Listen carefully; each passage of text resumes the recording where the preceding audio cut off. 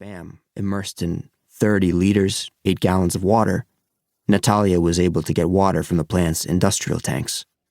That's all they had to eat at the besieged steelworks, so everyone was permanently hungry.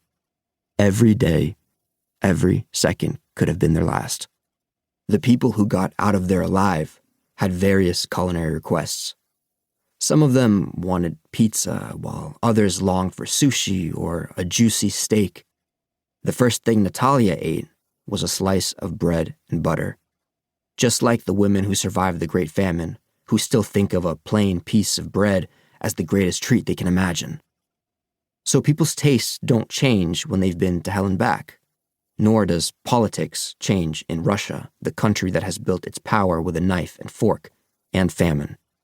As I write this, Putin is trying to pressure other countries into giving him a free hand in the war against Ukraine by threatening to prevent ships carrying Ukrainian grain from leaving their ports. If the ships don't sail, many countries in Africa and the Middle East will risk experiencing famine. Russia is deliberately blackmailing the world. Either you meet us halfway, or more people will die of hunger, not just in Ukraine, but also the world over. This book explains why it's in Russia, of all places, that a regime could come up with such a diabolical idea. But there is a glimmer of hope. Following each of Russia's interventions, Putin never refers to the war in Ukraine as a war, but insists on calling it brotherly intervention. The blinders imposed by propaganda have fallen from the eyes of the Russians. That's what happened to Mama Nina, the cook you'll meet in the chapter about the war against Afghanistan. Only there did she realize she'd been conned by the politicians, and millions of Soviet citizens came to have the same realization. I am certain the same thing will happen this time too. By attacking Ukraine, Putin has made a major error, one that might cost him his power, or even his life. For many years, it has not been the people in the streets who have overthrown Russia's dictators, but palace coteries, including members of the staff, bodyguards, cooks, and chauffeurs. Perhaps there's already a cook at the Kremlin who's going to add a few drops of poison to Putin's soup, whether it's borscht, shi, or uka. I hope one day I'll have the chance to ask them what kind of soup it was. Introduction. All at once, the smells of gasoline, fruit wine, and partly digested fried fish hit my nostrils.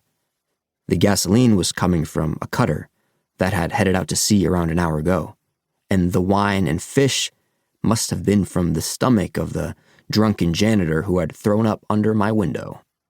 There I lay in bed, still half asleep, listening to the roar of the Black Sea and watching some policemen representing the Republic of Abkhazia, a self-proclaimed orphan of the Soviet Union recognized only by Russia, as they searched my room.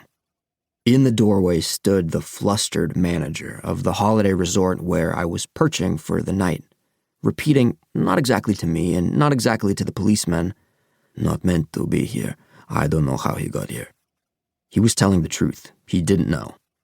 So for the second or third time, I explained that I'd arrived late at night, that the drunken janitor, the same man who would later sing bawdy songs in Russian and later still vomit under my window, had let me in and said I should go to bed, that we'd settle up in the morning. When the police found nothing suspicious on me, it started to dawn on the manager that he'd made a mistake and set the functionaries on an innocent man. Luckily, the policemen let it drop. They made some jokes, took a few Russian rubles off me for a cup of tea, and were gone. I was left with the manager, who was feeling pretty stupid. He made coffee in a small pot, first for me and then for himself, and we drank it in silence while he wondered whether to try to placate me. He decided to give it a try and offered me a glass of chacha, a very strong spirit made of grapes, to go with my coffee. I refused it because it was 7 a.m. Then, out of the blue, he asked if I knew where we were. "In New Athos in Abkhazia," I replied, yawning. But the manager violently shook his head, saying that it was true but not entirely, and that